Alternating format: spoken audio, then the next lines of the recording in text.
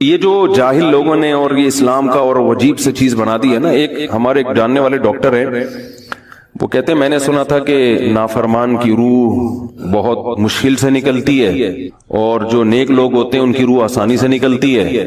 تو میں تو جب گیا یورپ میں تو میں نے بہت سے گوروں کو بڑے آرام سے مرتے ہوئے دیکھا اور بہت سے نیک لوگوں کو بڑی مشکل سے مرتے ہوئے دیکھا. تو یہ کیا ہے؟ تو کہہ رہے ہیں مجھے تو اسلام کے بارے میں اشکالات شروع ہو گئے. میں نے کہا آپ نے جن سے یہ تقریر سنی ہے نا کہ نیک لوگ کی روح آرام سے نکلتی ہے، بروں کی مشکل سے نکلتی ہے، انہوں نے آدھی بات بتائی ہے، پوری نہیں بتائی. میں نے کہا یہ تو صحابہ کے دور میں نے کہا اگر آپ حدیثیں پڑھ لیتے ایک آیت سے کبھی تھوڑی مسئلہ حل ہوتا ہے. آپ کسی کی ایک بات لے رہے ہیں، دوسرے موقع پہ جو اس نے تشریح کی ہے وہ آپ نہیں لے رہے. میں نے کہا معاذ اللہ، اگر کسی کی کوئی موت کی کسی کو بہت تکلیف ہو رہی ہے، یہ اس معاذ اللہ اس کے برے ہونے کی علامت ہے، تو یہ تو پھر کفر ہے. احادیث میں آتا ہے کہ آپ صلی اللہ علیہ وسلم کو موت کی تکلیف دوسروں سے زیادہ ہوئی ہے. آپ صلی اللہ علیہ وسلم فرمایا اوعکو کما یوعکو رجلان منکم، مجھے بخار میں اتنی تکلیف ہوتی ہے جتنی تم میں سے دو آدمیوں کو ہوتی ہے. آپ پر جب بیماری آتی تھی نا آپ کو تکلیف دوسروں سے زیادہ ہوتی تھی. اور امی عائشہ رضی اللہ تعالی عنہا فرماتی ہیں کہ نبی صلی اللہ علیہ وسلم کا سر مبارک میری گود میں تھا جب آپ کی روح نکلی ہے، اور آپ کو آپ کی جو میں نے موت کی تکلیف دیکھی ہے، جس شدت میں آپ جس تکلیف میں تھے، اس کے بعد مجھے کسی کی موت کی جو آسانی سے کوئی دنیا سے گیا ہو نا، اس کے مرنے پر مجھے کبھی رشک نہیں آیا. رشک کا کیا مطلب کہ بھئی یہ اتنی آسانی سے چلا گیا تو اس کا مطلب یہ زیادہ اچھا تھا، اور معاذ اللہ آپ صلی اللہ علیہ وسلم کے اعمال کم تھے تو یہ تو ممکن نہیں ہے نا. کہتے ہیں مجھے کبھی کسی پہ رشک نہیں آیا کہ آرام سے مر گیا تو بہت نیک ہوگا. ٹھیک ہے نا، بہت مشکل ہے سمجھانا. امی عائشہ فرماتی ہیں کہ یعنی امی عائشہ کی حدیث کا مفہوم بیان کر رہا ہوں کہ نبی صلی اللہ علیہ وسلم کی موت کے وقت جو تکلیف کی حالت تھی اس کو جب سے میں نے دیکھا ہے، تو امی عائشہ کی بات کا خلاصہ یہ ہے کہ اب اگر میں کسی کو دیکھتی ہوں نا کہ آرام سے روح نکل رہی ہے، یعنی آرام سے مر رہا ہے، دنیا سے جا رہا ہے، تو مجھے اس پہ رش نہیں آتا کہ وہ بہت نیک ہوگا. کیا مطلب؟ اس کا نیک عمل سے تعلق بولتے کیوں نہیں ہے. لیکن ہمارے ہاں سارا مدار کس پر ہے؟ مرنے کے بعد شکل کیسی ہے اس کی؟ آڑا ترشا ہو گیا تو جہنم میں جا رہا ہے اس کا مطلب. اور اگر مرا ہوا ہے دانت کھلے میں ایسا لگ رہا ہے مسکرا رہا ہے، سیدھا کہاں جا رہا ہے؟ او بھائی اگر خدا نخواستہ کوئی لکوے کا مریض تھا، کوئی فالج کا مریض تھا، وہ تو مرے گا تو اس کا تو بیچارے کا ہوگا تھوڑا سا چہرہ بھی ٹیڑھا ہو سکتا ہے، کچھ بھی ہو سکتا ہے، نیک لوگوں کا بھی ہو سکتا ہے. تو مدار کس پر ہے؟ اعمال پر. اور نیک لوگوں کو بعض دفعہ موت کے وقت ڈبل تکلیف دی جاتی ہے. ایک تو اس لیے دی جاتی ہے یا تو اس لیے کہ کوئی گناہ ان کا باقی رہ گیا ہوتا ہے. اللہ کیا کہتے ہیں بھائی قبر میں جانے سے پہلے اس کو ہمارے پاس دھلا کے لے کے آؤ، صاف ستھرا ہو کے. اب ہمارے پاس آ رہا ہے تو اب ہم نہیں چاہتے کہ اس کے گناہوں کی گٹھری ہو، اس کو پاک صاف کر کے لے. میں نے بڑے بڑے بزرگ دیکھے جن کو آخری وقت میں بہت مصیبت میں گزری ہوئی، یعنی زندگی کے آخری ایام، بیٹیوں کی ٹینشن، کسی بیٹی کو طلاق ہو گئی، وہ گھر آ گئی، کوئی اور مسئلہ ہو گیا تو بڑی ٹینشن میں آخری وقت. لیکن وہ زبان سے کیا کہتے تھے؟ شکر. کیا شاید اللہ تعالی ہمارے گناہوں کو معاف کرنا چاہتے. جنازے میں تاخیر کا شرعی حکم کیا ہے؟ کن وجوہات کی بنا پر تاخیر جائز ہے؟ کس حد تک تاخیر کی اجازت ہے؟ اگر اس طرح کا کام ہو جائے تو ایک غیر افضل کام یا سنت کام پر تنقید کس حد تک کرنا جائز ہے؟ مشہور علماء کے جنازوں میں لوگ پورے ملک سے قافلوں کی صورت میں سفر کر کے آتے ہیں، ان کے جذبات کا کس حد تک خیال رکھنا چاہیے؟ مفتی رشید احمد رحمہ اللہ تعالی لدھیانوی رحمہ اللہ تعالی کا جنازہ کیسے ہوا؟ مشہور اور بڑے علماء کو اپنے مریدوں کو وفات کے بعد کی کیا وصیتیں کرنی چاہیے؟ پورا ایم اے اسلامیات کا پیپر بنا کے دے دیا ہے. جنازے میں تاخیر جائز نہیں ہے، میت کی بے اکرامی ہے. نبی صلی اللہ علیہ وسلم کے دور میں تو ایسا بھی ہوا کہ ایک بوڑھی خاتون مسجد کی صفائی کیا کرتی تھی، رات کو ان کا انتقال ہو گیا. آپ صلی اللہ علیہ وسلم نے دیکھا کہ وہ ہے ہی نہیں مسجد میں، تو صحابہ سے پوچھا، صحابہ نے فرمایا کہ ان کا رات کو انتقال ہو گیا تھا تو ہم نے جنازہ پڑھ کے دفنا دیا. تو آپ صلی اللہ علیہ وسلم فرمایا مجھے ضرور بتا دیتے تاکہ میری نماز سے ان کو فائدہ ہوتا ہے. پھر آپ نے قبر پہ جا کے ان کے لیے دعا کی. تو اس سے پتہ چلتا ہے کہ نبی صلی اللہ علیہ وسلم کو بھی نہیں اٹھایا گیا، رات کو انتقال ہوا، بس رات کو دفن کر دیا ان کو. تو جنازے میں تاخیر ٹھیک نہیں ہے.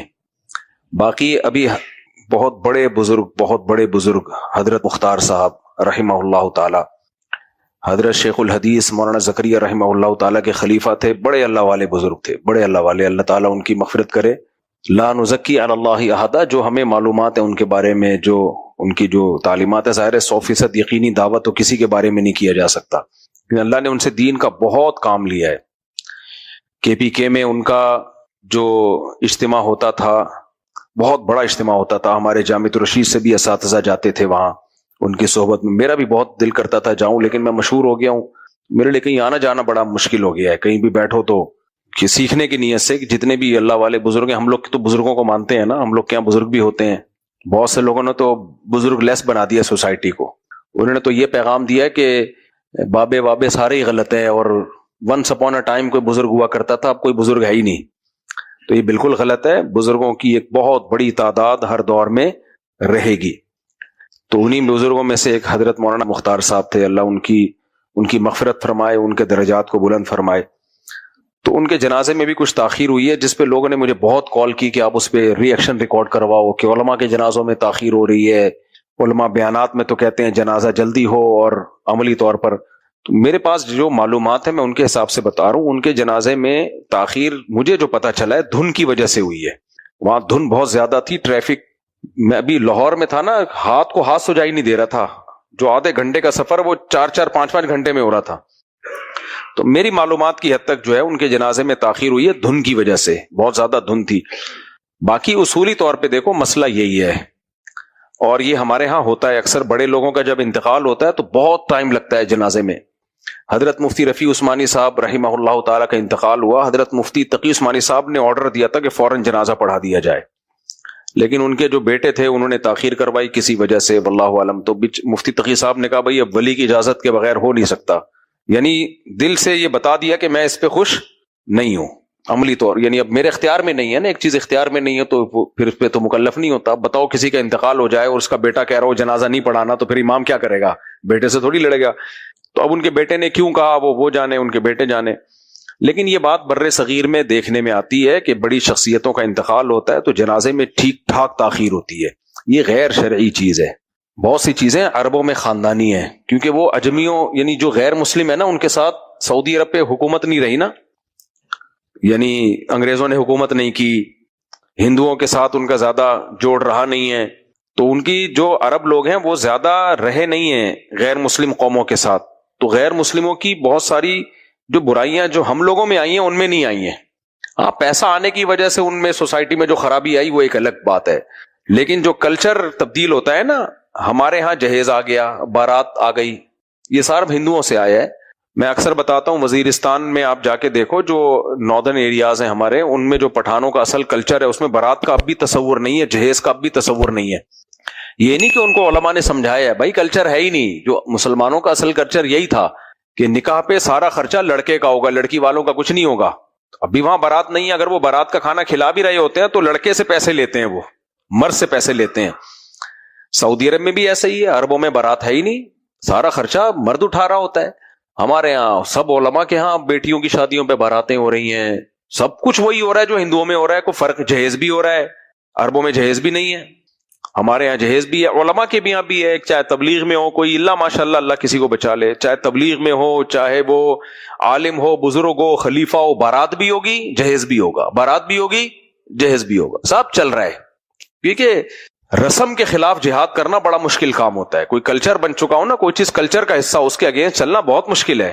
میں نے بتایا نا ابھی میں اپنے بیٹے کی شادی کر رہا ہوں، ایک مصیبت بن گئی ہے میرے لیے شادی، وہی لڑکی والے وہی بارات بھی کر رہے ہیں، وہی بھائی چھوڑو یار، میں گاڑی لے کے آ رہا ہوں، آپ بچی کو بٹھاؤ، ہماری بہو ہے، نکاح پڑھاتے ہیں، لے آتے ہیں، بس کیا ہو گیا، ہو گئی شادی، اور کیا ہے، پھر اگلے دن ولیمہ ہم کر لیں گے، وہ ہماری مرضی ہے کہ کیسا دال چاول کھلاتے ہیں، قورمہ بریانی کھلاتے ہیں، کتنے افراد کو بلاتے ہیں، وہ ہمارا ہیڈک ہے، وہ آپ کا ہیڈک ہے ہی نہیں۔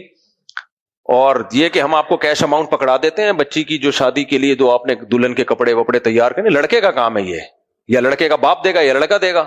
اب بیٹوں کی شادیاں شروع کرنی ہے ہم نے، تو جیسے اپنی کی ہیں اپنی بھی میں نے ایسے ہی کی ہیں۔ بھائی ہم گئے لڑکی والوں کے گھر گئے، بات طے ہوئی تو ہم نے کیش اماؤنٹ پکڑا دیا، بھائی آپ دلہن کے کپڑے وپڑے اس سے تیار کر لیں، جو بھی آپ کو، جو بھی دلہن کو ضروری سامان جو دیا جاتا ہے، کپڑے اور جو بھی آج کل خواتین کے میک اپ کے سامان ہوتے ہیں، بھائی یہ ہمیں تو نہیں پتا ان چیزوں کا، آپ کو پتا ہے ہم اتنا اماؤنٹ دے سکتے ہیں، اس میں یہ آپ کا ہیڈک ہے، اب کیا خریدنا ہے آپ نے، پکڑا دیا ان کو۔ بھائی اور ہمیں رخصتی کی تاریخ بتا دو, ہم نے اپنا گھر تیار کر لیا, یا جو سیپریٹ کوئی روم لے لیا کرائے پر, یعنی جو گھر, خالی روم نہیں ہوتا, گھر ہوتا ہے, 1 کمرے کا 2 کمرے کا, جو بھی ہماری استطاعت تھی. تو جب میں نے دوسری شادی کی بالکل ایسے ہی کی, تیسری بھی ایسے کی, چوتھی بھی ایسے کی. تو خیر ہماری تو ساری شادیاں اس طریقے سے ہو گئی آرام سے. تو ایسے ہی ہوئی تھی. جب میری سیکنڈ میرج ہوئی تھی تو میں نے ان کو بولا کہ پہلی بھی میری بہت آرام سے ہوئی ہے. میں بیان کر رہا تھا جمعرات کا اپنی مسجد میں, تو ایک دن جمعرات کو ناغا تھا, تو اگلے دن میں آیا تو لڑکے نے آپ کل ناغا تھا بیان میں. میں نے کہا میں اسلام آباد گیا ہوا تھا, اصل میں میری شادی تھی. میں نے کہا ہیں کل تو آپ یہاں گھوم رہے تھے. میں نے کہا میں گیا ہوا تھا, وہاں نکاح ہوا ہے. میری والدہ تھی, میری بھابھی, میرے بڑے بھائی اور میں, 4 افراد تھے ٹوٹل. ہم 4 افراد گئے تھے, رخصتی کر کے لے آئے, ختم. تو اگلے دن ہم نے پھر ولیمہ کیا. حالانکہ جو میری اہلیہ کے والد تھے بڑے مالدار آدمی تھے, وہ اچھے خاصے, اور سخی بھی, صرف مالدار نہیں سخی بھی تھے کیا ہیں. تو سخی بھی تھے اور مالدار بھی تھے, لیکن نہیں کچھ بھی نہیں خرچہ کیا انہوں نے, اور ہمیں اچھا لگا. ہمیں پتا تھا, اس لیے نہیں کر رہے کہ کنجوس ہیں, کنجوس نہیں ہے, ہمیں پتا ہے وہ کنجوس پنجاب سے تھے نا, تو پنجابی لوگ ویسے بھی کنجوس نہیں ہوتے. پنجابی لوگ اکثر اسراف تو کرتے ہیں, حد سے زیادہ خرچ کرنا. کنجوس میں نے پنجابیوں میں نہیں دیکھا. تو اسراف کرنے والے بہت دیکھے ہیں. تھوڑا سا پیسہ آیا اڑا دیا, ڈرین ڈرین سب کچھ اڑو کے فارغ ہو کے بیٹھ گئے بےچارے, اب بیٹھے ہوئے ہیں. تو اسراف ملے گا. ہاں کوئی اگر آپ کو کسی پنجاب والے سے واسطہ پڑا ہو جو کنجوس ہے تو پھر وہ الگ بات ہے, لیکن جو میرا تجربہ ہے وہ یہی ہے. تو لیکن اڑاتے ہیں, اسراف میں ہے, یہ بھی بہت بڑی برائی ہے. میں نے ایسے پنجاب میں لوگوں کو دیکھا ہے کہ باہر سے آئے, پیسہ کمایا ٹھیک ٹھاک, شادی میں سارا اڑا دیا, ساری کمائی برباد ہو کر دی, کیونکہ وہ شادی میں دکھانا تھا کہ جی ہمارے پاس بہت پیسہ ہے, تو اسراف ملے گا. تو ہمارے سوسر صاحب نے کچھ بھی نہیں خرچ کیا, بس ہم گئے ہیں, 4 بندے گئے, ہم آ گئے. اچھا 2 ٹرین سے آئے, میں بائی ایئر آیا واپس. اگلے دن ہم نے ولیمہ کر لیا. اچھا اگلے دن 10 محرم تھا, ہم نے کہا 10 محرم کو ہو جائے گا, ولیمہ کیا جاتا ہے. تو کتنے آرام سے ہو گیا نا. تو دوبارہ جب میری شادی ہوئی وہ بھی اسی طرح ہی ہوئی ہے. تو میں نے 1 کمرے کا گھر لیا. اس وقت میری استطاعت اتنی تھی بھائی, میں دوسری زوجہ کے لیے 1 کمرے کا گھر ہی لے سکتا تھا. میں نے ان کو بتا دیا بھائی یہ میری حیثیت ہے, 1 کمرے کا گھر ہے, wash room, bath room, kitchen, سب چیزیں اس میں سہولتیں موجود ہیں, چھوٹا سا لاؤنج ہے. فی الحال میری گنجائش یہ ہے, اس سے زیادہ میں نہیں کر سکتا. میں کسی سے قرضہ نہیں لوں گا, اپنے آپ کو عذاب میں نہیں ڈالنا. اگر آپ کو سمجھ میں آ رہا ہے ٹھیک ہے, نہیں آ رہا تو بھی ٹھیک ہے, میں کہیں اور ٹرائی ماروں گا. وہی ابھی پورا بیان ہوا نا, احمقوں کی جنت میں مت رہو, نہ دوسروں کو خوشنما باغ دکھاؤ. آپ کو پتا ہے اس بیس پہ کئی رشتے ریجیکٹ ہوئے ہوں گے نا, تو ہو گئے, کوئی بات نہیں یار, ٹرائی مارتے رہو. ایک دن اللہ سنے گا آپ کی پکار, عرش ہلا دے گی آپ کی پکار, ٹھیک ہے نا. ایک دن عرش ہل گیا تو وہ لوگ راضی ہو گئے. میں نے کیش اماؤنٹ پکڑا دیا جو میری استطاعت میں تھا, بھائی آپ تیاری کر لیں. مہر بھی جو بنتا تھا, میں نے جو میرے جو گنجائش تھی مہر کی وہی رکھا ہم نے. میں نے کہا یہ مہر ہے بھائی, یہ ہو گیا. تو ایسا ہی ہوا, رخصتی ہوئی, کچھ بھی لڑکی والوں کا ہم نے خرچ نہیں کروایا, اور رخصتی ہو کے آگے فرنیچر جو بھی تھا میری استطاعت کے مطابق میں نے گھر میں ڈال دیا. دوسری شادی ہو گئی. اسی طرح پھر تیسری بھی ایسے ہی ہوئی ہے. کمرہ لیا 2 کمروں کا, اس میں میری استطاعت بڑھ چکی تھی, 2 کمروں کا گھر لے لیا ہم نے, استطاعت بڑھ چکی تھی. پھر ہم نے تیسری چوتھی شادی ہو گئی. آئی بس ہم نے ساری اسی طرح آرام سے ہو گئی. خرچہ ہمارا ہو رہا ہے, لڑکی والوں کا نہیں کرنے دے رہے ہم, 1 ٹکا نہیں خرچ کرنے دے رہے ہم ان کو. سارا خرچہ کس کا ہوگا؟ ہمارا ہوگا. اب جب بیٹے کی شادی ہے, اب وہی حساب چل رہا ہے, ہمارے اتنے بارات میں اتنے افراد. میرا تو دماغ خراب ہو گیا دن میں بہت. نہیں وہ پھر ڈیٹیں طے ہو رہی ہیں, فلاں تاریخ کو ہوگی, پھر لڑکی والے پھر بھائی اتنا ٹائم نہیں ہے. ہمارے تو بچوں کی لائن لگی ہوئی ہے, تبھی تو لوگ بچے پیدا نہیں کرتے یار. 1 بچہ عذاب جان ہے بھائی, 1 بیٹی عذاب جان ہے. بیٹے عذاب جان اس لیے کہ ان کی تو کرنی نہیں ہے. وہ جب اسٹیبل ہو جائیں گے, اپنے پاؤں پہ کھڑے ہو جائیں گے, جب وہ اتنے لاکھ کمائیں گے, چاہے وہ اس دوران زنا کرنا شروع کر دے, ڈپریشن, یا تو زنا کرے گا یا ڈپریشن سے پاگل ہو جائے گا.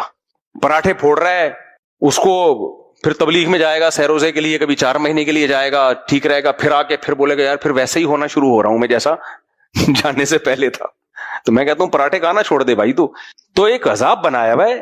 تو بیٹوں کی شادی پہ بھی پھر یہی مسئلے ہوتے ہیں, لیکن اس کا حل لوگوں نے سوچا کرنی نہیں ہے. بیٹیوں کی تو کرنی ہے نا, 1 بچی ایک مصیبت بنی ہوئی ہے. تو یہ ہندوؤں پہ سوٹ کرتی ہیں یہ چیزیں میرے بھائی. ہم مسلمان ہیں, اور یہ علماء کے گھروں میں بھی سب کچھ ہو رہا ہے, اللہ ماشاءاللہ جس کو اللہ نے بچا لیا. حضرت حکیم اختر صاحب رحمہ اللہ تعالیٰ کے سلسلے کے بارے میں پتا چلا, وہ اس پہ بڑے سخت ہیں ان چیزوں پہ. وہ بہت بائیکاٹ کرتے ہیں ان چیزوں کا. اچھی بات ہے, اللہ ان کو اور ہمت دے. تو اب جب بیٹے کا نمبر آیا ہے تو پھر وہی لڑکی والے فلانا ڈمکانا. میں نے ان کو فون بھی کیا, میں نے کہا بھائی دیکھو ہلکا رہو یار, خود بھی ہلکے رہو, ہمیں بھی ہلکے رکھو. میں نے کہا ہم آئیں گے, آپ کو کچھ کیش اماؤنٹ پکڑا دیں گے, 3-4 دن کا ٹائم لے لو, دلہن کے جو ڈریسنگ کی تیاری میں ہوتا ہے وہ ٹائم لے لو, میں گاڑی لے کے آؤں گا, میری یہی گاڑی ہے, پیچھے 4 گارڈ بیٹھے ہوں گے, پوری سیکیورٹی کا پورا انتظام ہے, انشورنس کی ضرورت ہی نہیں ہے. اور آپ کے گھر میں نکاح پڑھا کے بہو کو بٹھا کے لے آئیں گے گھر میں. پھر حوالے کر دیا بہو کو, کس کے بھائی, اس کے شوہر کے حوالے کر دیا الگ. پہلے میں نے ان کے لیے گھر کا انتظام کر لیا ہے, یہ سارا میں اپنے خرچے پہ کر رہا ہوں, کیونکہ اس کی ابھی اتنی آمدن ہے نہیں کہ وہ یہ سب کچھ کر سکے. اس کو بولا ہے بیوی کو سنبھالنا تیرے ذمے ہے, یہ نہیں کہ انڈے کے پیسے بھی مجھ سے لے رہا ہے آ کے, دہی کے پیسے بھی, ابو دہی دے دو, دہی چاہیے, چٹنی چاہیے, یہ سارے خرچے کون کرے گا؟ کیونکہ ہاں شادی کے موقع پہ جو خرچہ ہوتا ہے مجھے پتا ہے, وہ کمیٹیاں ڈال کے کون, یہ تو وہ میں کر دیتا ہوں. اس کے بعد پھر کیونکہ ذمہ داریاں ڈالے بغیر کام نہیں چلتا. اگر آپ نے لڑکے کی ذمہ داریاں نہیں ڈالی نا, بہو بھی اپنے ذمے میں لے لی, تو بڑے خطرات ہوتے ہیں آج کل کے نوجوانوں کے, پھر وہ پڑ جائے. تو اس لیے جو نوجوان لوگ شادیاں کرتے ہیں نا, تو میں ان کے اباؤں کو کہتا ہوں ذمہ داری اسی پہ ڈالنی ہے آپ نے, کیونکہ آپ اتنی جگہ پھنسو گے کہ پھنستے چلے جاؤ گے. عدنان صاحب پشاور سے, ہمارے گھروں میں ایک ہی باتھ روم ہے, تو کیا ہم واش روم میں وضو کر سکتے ہیں؟ کیا ایسا کرنا جائز ہے؟ جی بھائی کر سکتے ہیں. ارشاد منگش پشاور سے, والد وفات ہو گئے ہوں اور پیچھے صرف ماں اور ایک شادی شدہ بیٹی اور شادی شدہ بیٹا رہ گیا ہو, اور کل جائیداد 10 مرلے ہو, تو سب کو کتنا حصہ ملے گا؟ دیکھیں والد صاحب کی وفات ہو گئی, صرف ان کی بیوہ ہے, ایک شادی شدہ بیٹی اور شادی شدہ بیٹا ہے, والد صاحب کے والدین بھی نہیں ہیں. یہ بھی اگر ایسا نہ ہو تو پھر کیا ہوگا؟ بیوہ کو 8واں حصہ ملے گا, یعنی کل جائیداد کو 8 پہ تقسیم کریں گے, یعنی 12.5%. پھر بیوہ کا حصہ نکالنے کے بعد جو بھی بچے گا اس کو 3 پہ ڈیوائیڈ کریں. تو جب 3 پہ ڈیوائیڈ کیا تو جو جواب آیا, یعنی 1/3 وہ بیٹی کا اور 2/3 جو ہے وہ بیٹے کو دے دیا جائے. حسنین سیالکوٹ سے, نماز کے دوران آستین کہاں تک فولڈ کر سکتے ہیں؟ کیا کوہنیوں سے نیچے تک فولڈ کر سکتے ہیں یا تھوڑے سے بازو فولڈ کر سکتے ہیں؟ دیکھیں نبی صلی اللہ علیہ وسلم نے نماز میں کپڑے موڑنے سے منع کیا ہے, تو اس لیے بعض علماء کہتے ہیں کہ نماز میں آستین موڑنا جائز نہیں ہے. لیکن پھر اس میں خود اختلاف ہے کہ تھوڑی بہت موڑنا یا پوری. تو ہماری نزدیک راجح قول یہ ہے کہ تھوڑی بہت موڑنے سے کچھ نہیں ہوتا. اصل میں جو نبی صلی اللہ علیہ وسلم نے موڑنے سے منع کیا, اس کی وجہ یہ ہے کہ کپڑے کی ہیئت چینج نہ ہو جائے, آپ عجوبہ نہ لگے. کپڑے کو اپنی اصل وضع پہ رکھ کے نماز پڑھنی چاہیے. کوئی بھی نماز میں ایسا کام جو نارمل روٹین میں انسان نہیں کرتا, اس طرح کا لباس پہننا وہ ٹھیک نہیں ہے. تو نارمل روٹین میں تو ہم تھوڑے بہت آستینیں موڑ لیتے ہیں, ہاں یہاں تک نہیں چڑھائی جاتی آستینیں, وہ پھر عجیب سا لگتا ہے انسان. تو اس لیے تھوڑی سی آستینیں کسی نے موڑ لیں تو اس سے کوئی فرق نہیں ہے. البتہ نماز میں یہاں تک آستینیں موڑنا, تو آپ کی حیت چونکہ جو اصل وضع ہے وہ چینج ہو جاتی ہے, تو یہ مکروہ ناجائز عمل ہے. لیکن اگر تھوڑی بہت آستین موڑ لی تو انشاءاللہ اس میں کوئی حرج نہیں ہے. لیکن اگر کوئی احتیاط کرے کہ تھوڑی سی آستین بھی نہ موڑے تو یہ زیادہ اچھا ہے. لیکن یہ خوب سمجھ لیں, اگر کسی کی آستینیں ہیں ہی چھوٹی, جیسے شرٹ پہنی بھی ہے تو آستینیں ہی یہاں تک ہے, اس میں کوئی حرج نہیں ہے. بات ہے آستین موڑنے کی. اور ایک مسئلہ یہ بھی ہے کہ اس سے بعض لوگوں نے آج یہ کہنا شروع کر دیا کہ ٹخنے ننگے کرنا, ٹخنے کھولنا بھی جائز نہیں ہے کیونکہ آپ کو شلوار موڑنی پڑتی ہے. تو یہ بالکل غلط ہے. حدیث میں جو موڑنے سے منع کیا گیا ہے نا, وہ فولڈ کرنا ہے یہاں سے, یا پائنچوں کو آپ نیچے سے فولڈ کریں. ٹخنے کھولنا تو حدیث میں بہت شدید حکم ہے نماز کی حالت میں. صحیح بخاری مسلم کی حدیث, ان اللہ لا يقبل صلاة رجل مسبل ازارہ. آپ صلی اللہ علیہ وسلم نے فرمایا اللہ اس شخص کی نماز قبول نہیں کرتے جو اپنے ازار کو ٹخنوں سے نیچے کھینچتا ہے. تو ٹخنے جو ہے وہ ننگے کرنے پڑیں گے, چاہے پینٹ کو فولڈ کر کے کرنا پڑے یا شلوار کو فولڈ کر کے کرنا پڑے, نیچے سے فولڈ کرنا پڑے یا اوپر سے فولڈ کرنا پڑے, کیونکہ ٹخنے کھولنے کا حکم زیادہ مؤکد ہے اور اس کی زیادہ شدید تاکید ہے, خاص طور پہ نماز میں تو اور زیادہ تاکید ہے. عثمان صاحب سعودی عرب سے کہتے ہیں, میرا ایک دوست تھا, اس نے روزہ رکھا ہوا تھا لیکن لڑکی کے ساتھ ویڈیو کال پہ بات کر کے اپنی خواہش پوری کر لی. اب اس کا کیا کفارہ ہے؟ بہت بڑا جرم کیا, گناہ کیا. اب یہ کہ رمضان کا روزہ تھا تو روزہ ٹوٹ گیا, کفارہ لازم نہیں ہے کیونکہ کفارہ ہم بستری سے لازم ہوتا ہے. اور اگر نفلی روزہ تھا تو بھی گناہ بھی ہوا, ٹوٹ گیا. دونوں صورتوں میں ایک ہی حکم ہے کہ رمضان کا روزہ تھا تو قضا واجب ہے, اور نفلی روزہ تھا تو بھی قضا لازم ہے, کیونکہ نفلی روزہ اصل میں تو لازم نہیں ہے لیکن توڑ دیا تو لازم ہو جاتا ہے, اس کی قضا لازم ہو جاتی ہے.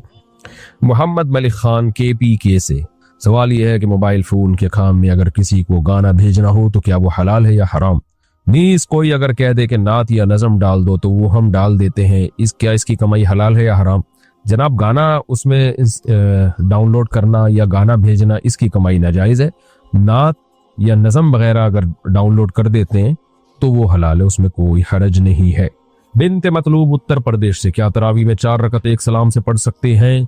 पढ़ सकते हैं, जायज़ है, लेकिन बेहतर यही है कि 2-2 रकतें करके पढ़ें जो सहाबा का तरीका था। बिनते मतलूब उत्तर प्रदेश से, दामाद को बगैर बताए ज़कात दे सकते हैं? जी दे सकते हैं, दिल में नियत कर लें और ज़बान से उसको गिफ्ट या हदिया के नाम पे दे दें। मोहम्मद साकिब इंडिया से, क्या पीर और जुमेरात के दिन रमज़ान का क़ज़ा रोज़ा रखते वक्त पीर और जुमेरात के सुन्नत रोज़े की नियत भी की जा सकती है? क्या इस तरह रमज़ान के रोज़े के साथ साथ सुन्नत रोज़े रखने का भी सवाब मिलेगा? नहीं, सुन्नत रोज़ा अलग है, क़ज़ा रोज़ा बिल्कुल अलग है। तो पीर और जुमेरात को आपने अगर रमज़ान के रोज़े की नियत कर ली तो फिर पीर जुमेरात वाले रोज़े का सवाब नहीं मिलेगा। मोहम्मद सुहेल यूपी से, हमारे मुल्क में गाय ज़बा करना मना है, लेकिन कसाई गाय ज़बा करके गोश्त फरोख्त करते हैं, तो क्या हम इस गोश्त को खा सकते हैं या नहीं खा सकते हैं? भाई गाय तो ज़बा हो ही गई है, उसके गोश्त के कौवों को खिलाएंगे क्या? पाकिस्तान से किसी ने पूछा, मैंने घर में कबूतर पाले हुए हैं, बिल्ली आकर कबूतर और चूजों वगैरह को खा जाती है, मैं बहुत परेशान हूँ, क्या बिल्ली को मारना जायज़ है? बिल्ली आपके कबूतरों को मार रही है और आप पूछ रहे हैं कि मैं बिल्ली मार सकता हूँ या नहीं? क्या बिल्ली मुझसे पूछ के या किसी मुफ्ती से पूछ के आपके कबूतर और चूजों को खा रही है? जब वो बगैर पूछे आपके चूजों और कबूतरों को खा रही है तो आप भी किसी से पूछे बगैर बिल्ली को खा जाए, यानी खाने का मतलब मार दें, आप उसको भगा दें। मारने की क्या जरूरत है, थैले में डाल के कहीं दूर छोड़ा है ना। तो जानवर पे भी शरीयत ने रहम का हुक्म दिया है। बहरहाल अगर फिर भी बाज ना आए तो फिर मार भी सकते हैं, लेकिन मारने का तरीका ऐसा इख्तियार किया जाए जिससे उसको तकलीफ कम से कम हो। अमेरिका से किसी ने पूछा है, शदीद बीमारी की वजह से पाकिस्तान में एक रोजा ना रखने पर कितनी रकम फिदिया देनी होगी?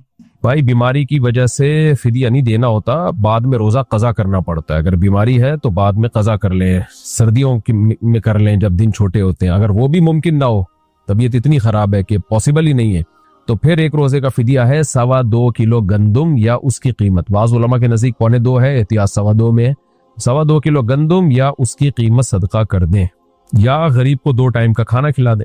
शहरियार लाहौर से, हम 2 बंदे एक दुकान के मालिक हैं, मैं अगर अपनी दुकान के माल की ज़कात देता, मुझे अगर अपने दुकान के माल की ज़कात देनी हो तो क्या मैं पूरे माल की ज़कात दूंगा या आधे माल की? और ज़कात के पैसे से खाना खिला सकते हैं? देखें, एक दुकान के मालिक हैं, अगर कारोबार आधा आधा है ना तो फिर आधी ज़कात आप पे बनेगी, पूरी ज़कात आप पे नहीं बनेगी, तो आप आधी दे दें और उसकी ज़कात अगर आप नहीं देते तो आप पे गुनाह नहीं होगा। आधी ज़कात आप दे दें जो आप पे बनती है।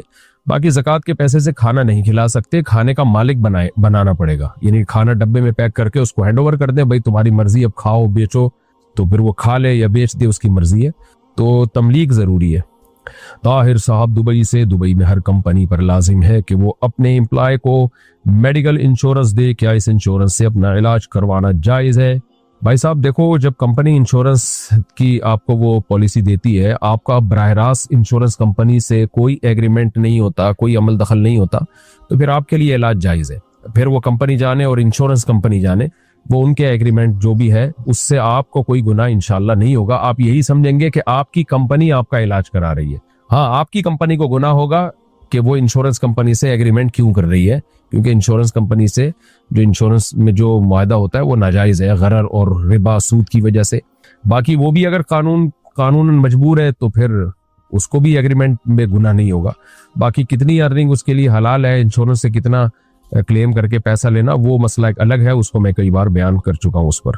अनीस फातिमा गुजरात, अच्छा एक और है, अमेजा, मेरे पास 5 तोले के करीब गोल्ड है और कैश में कुछ भी नहीं है, ना कोई और सामान तिजारत या चांदी, कुछ भी नहीं है, शोहर का कारोबार है तक, तो क्या मुझ पर ज़कात वाजिब है? अगर वाकई 1 रुपए भी नहीं है आपके पास 5 तोले सोने के अलावा, तो फिर सोना का निसाब 7.5 तोले होता है, तो फिर आप पर ज़कात लाजिम नहीं है। लेकिन आमतौर पर ऐसा होता नहीं है, 1-8 रुपए तो हो ही जाता है, तो इसलिए बेहतर है कि ज़कात दे दें।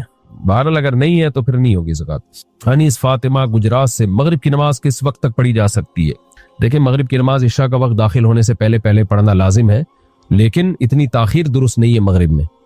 मगरिब में ताखीर मकरूह है। हाँ, सफ़र में हो तो ताखीर हो जाए तो कोई हरज नहीं है, या बीमारी से ताखीर हो जाए, कोई मुज़र हो तो फिर ताखीर की गुंजाइश है, لیکن نارملی مغرب میں اتنی دیر کرنا یہ ٹھیک عمل نہیں ہے، مکروہ عمل ہے، ناپسندیدہ عمل ہے۔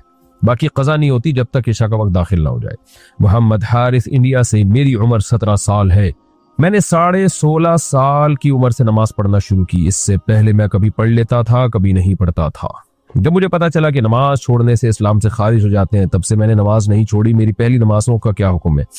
دیکھیں، جمہور علماء کے نزدیک یہ جو حدیث میں آتا ہے نا، جو نماز چھوڑ دے وہ کافر ہے، تو یہ حدیث اپنے ظاہر پر نہیں ہے۔ یہاں کفر سے کفر دون کفر مراد ہے، یعنی چھوٹے درجے کا کفر، یا کفر کے قریب پہنچ جاتا ہے انسان۔ تو اس لیے آپ نے جو نمازیں چھوڑی، آپ کافر تو نہیں ہوئے، لیکن بہت بڑا جرم کیا آپ نے۔ اللہ تعالیٰ آپ کو معاف کرے، کیونکہ اسلام میں نماز چھوڑنے سے بڑا جرم کوئی ہے نہیں۔ تو آپ اللہ سے توبہ کریں، اور جو اندازہ لگا کے جو قضاء عمری ہے، کتنی نمازیں بنتی ہیں، ان کو ایک ایک کر کے آپ قضا کر لیں، اور وتر بھی قضا کرنے پڑیں گے، کیونکہ وہ بھی لازم ہے۔ اگرچہ وہ اس طرح فرض نہیں ہے جیسے 5 نمازیں فرض ہیں، لیکن وہ معاف بھی نہیں ہے۔ پاکستان سے کسی نے پوچھا، اگر گھریلو ملازمہ کی سیلری کے علاوہ بھی زکوٰۃ، صدقات وغیرہ کی مدد کریں، اور نیت یہ ہو کہ مدد کرتے رہیں گے تو یہ کام چھوڑ کر نہیں جائے گی اور ایکسٹرا کام بھی کر دے گی، تو کیا اس نیت سے مدد کرنا ٹھیک ہے؟ رہنمائی فرمائیں۔ نہیں، بالکل ٹھیک نہیں ہے۔ زکوٰۃ ایسی چیز ہے جس میں آپ کسی قسم کا غریب سے فائدہ نہیں اٹھا سکتے۔ بعض گھروں میں ایسا ہوتا ہے کہ خواتین ماسیوں کو زکوٰۃ کے پیسے دے رہی ہوتی ہیں اس چکر میں کہ جب اس کو دیں گے تو یہ ذرا ہمارا کام اچھی طرح سے کرے گی، تو بھئی آپ نے تو گویا زکوٰۃ کا معاوضہ لے لیا نا، تو یہ ناجائز ہے۔ تو زکوٰۃ خالصۃ للہ فی اللہ ہے، اس میں کوئی لالچ، کوئی امید رکھ کے نہیں دینی چاہیے کسی کو، خالصۃ اللہ کے لیے دیں، اور یہ لالچ کرنا اس میں، یہ اس امید پہ دینا کہ یہ ہمارے کام زیادہ کرے گی، تو یہ امید پہ دینا جائز نہیں۔ ہاں وہ کر لے، ایک الگ بات ہے، جب آپ کسی کی خدمت کریں گے تو اگلے کے دل میں بھی خیال آتا ہے، لیکن آپ نے اس بیس پہ نہیں دینا۔ اگر آپ نے اس بیس پہ دیا کہ دوسرا بھی مستحق ہے، ماسی بھی مستحق ہے، لیکن ماسی کو دوں گی تو وہ میرے گھر کی خدمت بھی زیادہ کرے گی، اس بیس پہ ماسی کو ترجیح دی، تو یہ جائز عمل نہیں ہے۔ یہ میں اس لیے بتا رہا ہوں کہ آج کل اس طرح ہو رہا ہے گھروں میں۔ محمد فراز انڈیا سے، اگر کسی نے اللہ کے بارے میں بہت الٹا سیدھا بولا، کفری الفاظ بولے، اور وہ حرام بھی کھاتا ہو، تو کیا توبہ کرنے سے اس کے کفری الفاظ بولنے کی معافی ہو جائے گی؟ توبہ کرنے سے، حرام سے توبہ کرے گا تو کفری الفاظ کی معافی نہیں ہوگی، کفری الفاظ کے لیے الگ سے اسے توبہ کرنی پڑے گی۔ باقی توبہ سے ہر جرم معاف ہو جاتا ہے اگر سچی توبہ ہو۔ الحم صاحب کراچی سے پوچھتے ہیں، اگر روزے کی حالت میں مسوڑے یا ہونٹ سے خون نکل آئے اور غلطی سے حلق میں چلا جائے تو کیا روزہ ٹوٹ جاتا ہے؟ تھوڑا سا خون نکلا ہے تو نہیں ٹوٹتا، اگر اتنا خون نکلا ہے کہ تھوک پھینکا جاتا تو خون غالب ہوتا، سرخی غالب ہوتی، تو پھر وہ خون اگر نکل لیا تو اس سے روزہ ٹوٹ جائے گا۔ امن صاحب انڈیا سے، ہم یونیورسٹی میں پڑھتے ہیں، یونیورسٹی کے پاس جو مسجد ہے وہاں جب جماعت ہو چکی ہوتی ہے اور ہم اپنی جماعت کروانے کا کہتے ہیں تو وہاں کے امام صاحب ہمیں منع کرتے ہیں کہ مسجد میں دوسری جماعت کروانا جائز نہیں۔ رہنمائی فرمائیے، کیا ان کا کہنا ٹھیک ہے؟ اگر یونیورسٹی کی جو مسجد ہے وہاں باقاعدہ نماز کا ٹائم ہے، ایک امام متعین ہے، تو پھر دوسری جماعت کروانا ٹھیک نہیں ہے مسجد کے اندر۔ اگرچہ یہ اختلافی مسئلہ ہے، لیکن ہماری رائے میں یہی بات زیادہ راجح ہے۔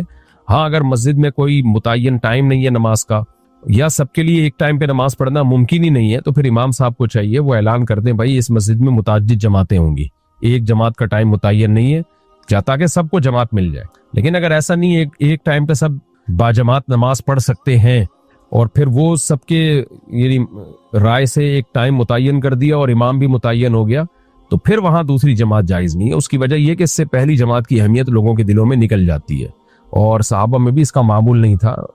حدیث کی کتابوں میں یہ بات ملتی ہے کہ صحابہ کرام میں یہ رواج تھا کہ جب مسجد میں آتے تو دیکھتے کہ جماعت اگر کھڑی ہوئی ہے تو اس میں شامل ہو جاتے، جماعت اگر نکل جاتی تو دو کام کرتے، دو میں سے ایک کام، یا تو انفرادی نماز پڑھتے یا گھر میں آ کے جماعت کراتے۔ تو اسلاف کے دور میں اس کا عام معمول نہیں تھا۔ اس کی وجہ بھی یہی ہے کہ لوگوں کے دل میں پہلی جماعت کی اہمیت نہ نکلے۔ حافظ سید محمد حذیفہ پاکستان سے کہتے ہیں، میں فوج میں جانا چاہتا ہوں، میری نیت خالص جہاد کی ہے، مگر جو حالات چل رہے ہیں اس کی وجہ سے میرے والدین کہتے ہیں اگر میں فوج میں جاتا ہوں تو قیامت کے دن مجھ سے بھی سوال ہوگا، تو کیا میری نیت کی وجہ سے فوج میں جانا جائز ہے؟ برائے مہربانی رہنمائی فرمائے۔ اس کیا مطلب آپ پاکستان کو آپ چاہتے ہیں کہ ایسے ہی چھوڑ دیا جائے؟ تو جب اچھے لوگ نہیں فوج میں جائیں گے تو ظاہر پہ 2 نمبر لوگ جائیں گے، تو ملک کا بیڑا غرق کرنا کیا جائز ہے اسلام میں؟ کیا ملک کو آپ کس کے ہاتھوں؟ یہ تو اس پہ تو جو اسلام دشمن قوتیں ہیں وہ بالکل اس کو یرغمال بنا لیں گی۔ تو اس لیے جتنا ملک میں خیر کی کوشش ہو سکتی ہے آپ پہ فرض ہے۔ اگر آپ فوج میں جانا چاہتے ہیں، جہاد کی نیت ہے، تو آپ کو نہ صرف جائز بلکہ باعث ثواب ہے یہ۔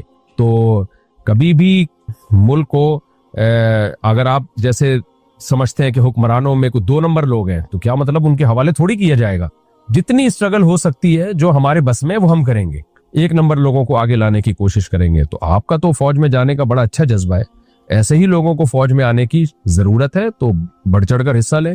باقی یہ کہ ماں باپ کے لیے کسی کو اس طرح روکنا ٹھیک عمل نہیں ہے, اور اس میں ماں باپ کی اطاعت بھی جائز نہیں ہے. ماں باپ کو محبت سے سمجھا دیں کہ بھئی اگر فوج میں آپ کو اختلافات ہیں کہ کچھ اچھے لوگ نہیں ہیں فوج میں, تو اچھے لوگ جائیں گے تو پھر اچھے لوگ چلے جائیں گے, یا تو جو اچھے نہیں ہیں ان کو اچھا بنانے کی کوشش کی جائے, یا یہ کہ پھر خود اچھا بن کے اس میں جایا جائے. یہی 2 ہی راستے ہیں, تیسرا تو کوئی راستہ نہیں ہے میرا خیال ہے خیر کو غالب کرنے کا. رحمت خان کراچی سے پوچھتے ہیں زکوٰۃ کس طرح ادا کی جائے؟ جو کیش گھر خرچ کے لیے ہے اس میں سے زکوٰۃ دے سکتے ہیں, یا جو ایکسٹرا ہو اس میں سے زکوٰۃ ادا کی جائے گی؟ حساب کیسے کریں بھائی؟ کیش اماؤنٹ چاہے گھر میں خرچ ہی کے لیے رکھا ہو, کیش پہ بہرحال زکوٰۃ ہوتی ہے چاہے ضرورت سے ہی رکھا ہو.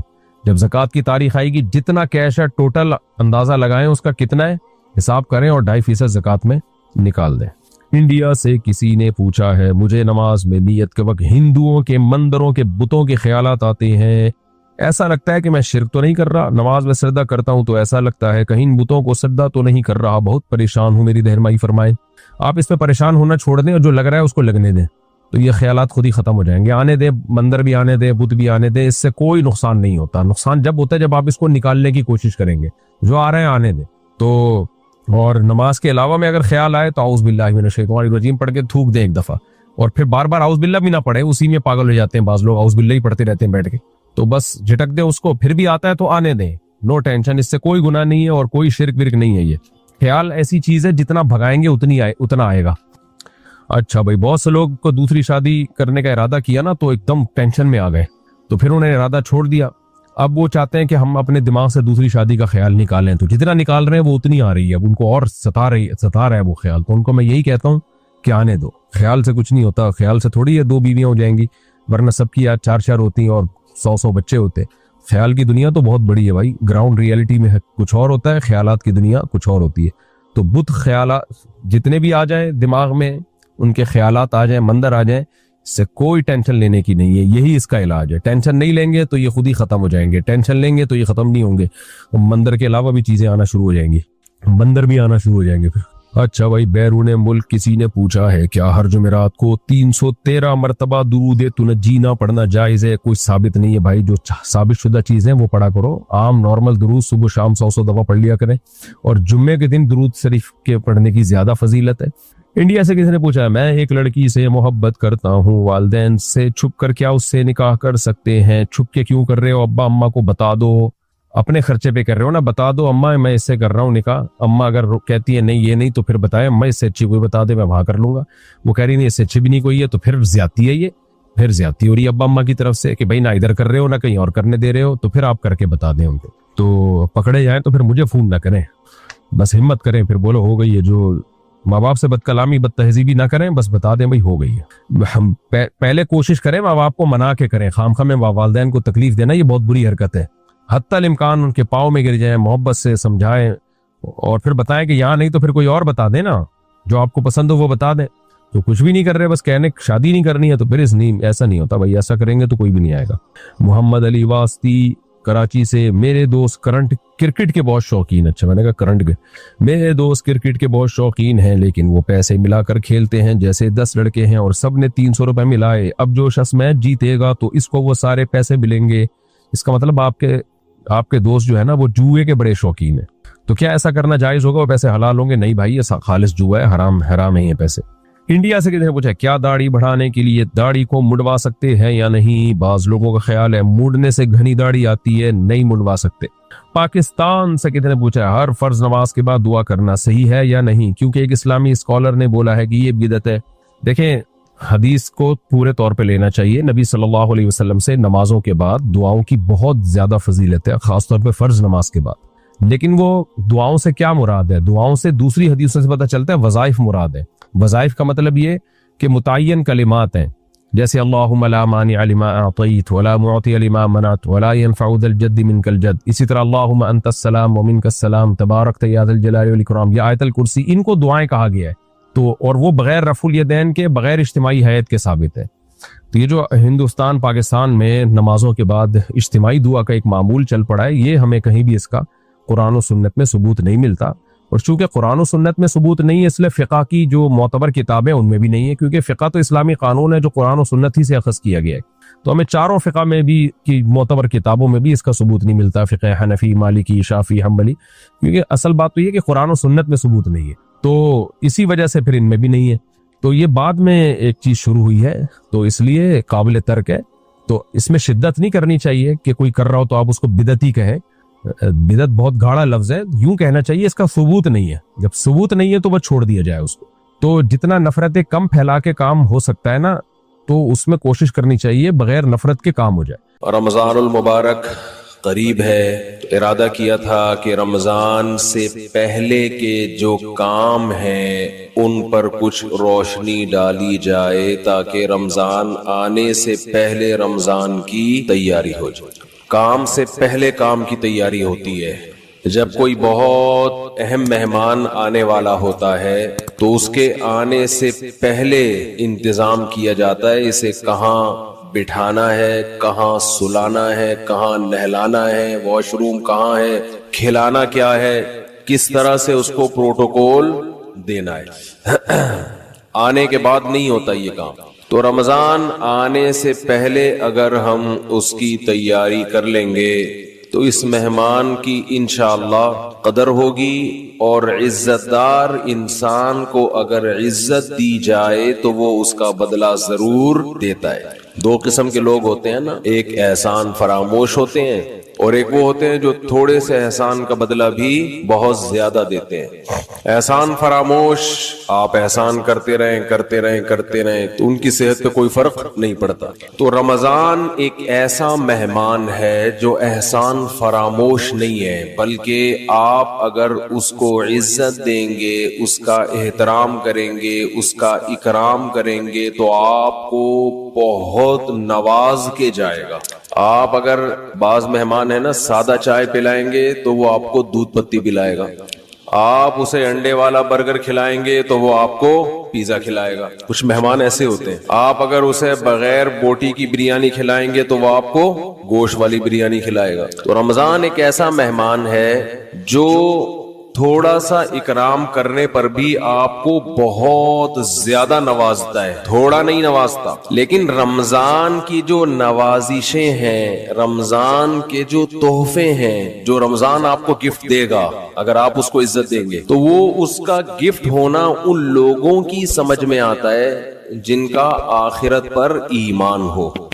جو آخرت کو نہیں مانتے، دنیا کو مسافر خانہ نہیں سمجھتے، انہیں رمضان جو کچھ دے کر جاتا ہے، جو گفٹ دے کر جاتا ہے، اس گفٹ کی ان کی نظر میں قدر نہیں ہوتی۔ سمجھ میں آ رہی ہے بات؟ مثال سے سمجھاتا ہوں۔ چھوٹے بچے جب پیدا ہوتے ہیں اور فیملی پلاننگ والوں کے غم میں اضافہ ہوتا ہے تو اکثر رشتہ دار بچوں کو لفافوں میں پیسے دے رہے ہوتے ہیں، کچھ کھلونے دے دیتے ہیں، جھنجھنا پکڑا دیا تو بچے کو جھنجھنا اچھا لگتا ہے۔ لیکن اگر کسی رشتہ دار نے 5000 کا نوٹ بچے کو پکڑا دیا، بچے کو وہ سمجھ میں نہیں آتا، حالانکہ وہ جھنجھنے سے زیادہ مہنگا ہے اور اس میں ہزاروں جھنجھنے آ سکتے ہیں۔ لیکن بچہ اپنی حماقت اور بے وقوفی کی بنیاد پر 1-2 روپے والی ٹافی کو تو قدر کی نظر سے دیکھتا ہے، وہ 5-5 ہزار کے نوٹوں کو قدر کی نظر سے، وہی بات جواب آنا چاہیے نا، وہ 5-5 ہزار کے نوٹوں کو قدر کی نظر سے نہیں دیکھتا، کہتے یہ تو ایسا ہی ہے، کھائے گا اس کو۔ تو اس میں اس 5000 کے، ابھی تک تو 5000 کا نوٹ ہے، میرا خیال ہے 50000 کا نوٹ بھی عنقریب آنے والا ہے۔ جس حساب سے معیشت ڈاؤن ہو رہی ہے تو 50000 کا نوٹ بھی عنقریب آ جائے گا، بلکہ تول کے نوٹ بکیں گے، 1 کلو 5000 کے نوٹ چاہیے مجھے، اس طرح سے سیٹ اپ چلنے والا ہے۔ تو اب بچے کے دل میں جو 5000 کے نوٹ کی قدر نہیں ہے، اس میں 5000 کے نوٹ کا قصور ہے یا بچے کا قصور ہے؟ بچے کا قصور ہے بھائی۔ یہ 5000 کے نوٹ میں ٹافیوں کے ڈبوں کے ڈبے آ سکتے ہیں۔ تو رمضان آپ کو کیا گفٹ دے کر جاتا ہے، اس گفٹ کی قدر ان لوگوں کی نظر میں ہے جو اس دنیا کو حقیقی زندگی نہیں سمجھتے۔ جو اس کو اصل سمجھتے ان کی نظر میں رمضان ٹینشن کے علاوہ کچھ بھی نہیں، خام خواہ کی ٹینشن ہے، کیونکہ وہ کہتے ہیں رمضان مولویوں کا مہینہ ہے. کس کا ہے؟ مولویوں. سیزن آتے ہیں نا، یہ مولویوں کا. تو میں یہ عرض کر رہا تھا کہ رمضان کس کا مہینہ کہلاتا ہے؟ مولاناؤں کا مہینہ. حالانکہ یہ مولویوں کا مہینہ نہیں ہے، یہ مسلمانوں کا مہینہ ہے. ان لوگوں کا مہینہ ہے جو آخرت پر ایمان رکھتے ہیں، اور جن کا آخرت پر ایمان نہیں ہے ان کے لیے رمضان A to Z tension he tension, tension he tension. وہ نہ کھلے عام صحیح طرح سے کھا سکتے ہیں، تھوڑی سی بغیرتی کے تانے پڑتے ہیں. مچاتے رہیں گے. جو بات ہٹلر نے کہی تھی وہ قرآن 1400 سال پہلے کہہ چکا تھا. ہٹلر نے قرآن میں دیکھ کے نہیں کہی ہے، ہٹلر نے تو مشاہدہ کر کے کہی تھی یہ بات.